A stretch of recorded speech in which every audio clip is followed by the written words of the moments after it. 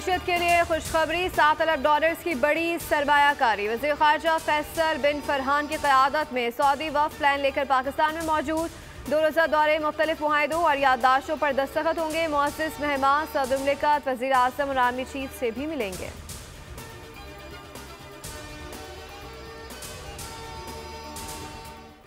Petrol मसवात की कीमत में फिर इजाफा। पेट्रोल ₹4.53 इजाफे के बाद ₹293.94 का हो गया। हाई स्पीड डीजल के नर्ख में ₹8.14 का इजाफा।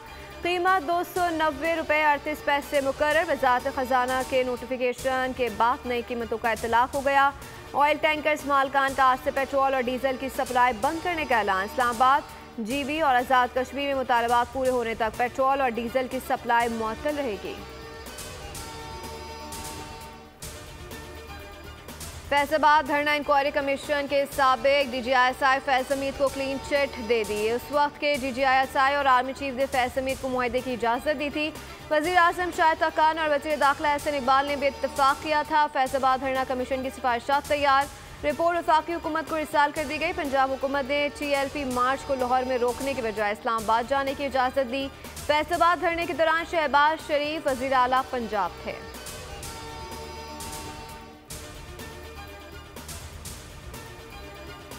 मारूफ गुलकार गुलाम अब्बास की अदालत। वज़ीर आला पंजाब मरीम नवाज शरीफ की हिदायत पर सूबाई वज़ीर सेहत ख्वाजा इमरान नज़ीर गुलाम अब्बास के घर पहुँच गए। 10 लाख रुपए का चेक पेश किया। गुलकार गुलाम अब्बास से वज़ीर आला मरीम नवाज का शुक्रिया अदा किया। वज़ीर आला मरीम नवाज शरीफ की गुलकार गुलाम अब्बास के लिए जल्द सेहतियाबी की दुआ।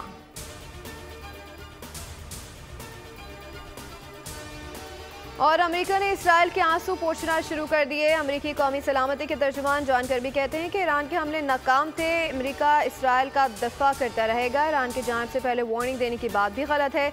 इसराइल आज बहुत मजबूत स्ट्रेटेजिक पोजीशन में है।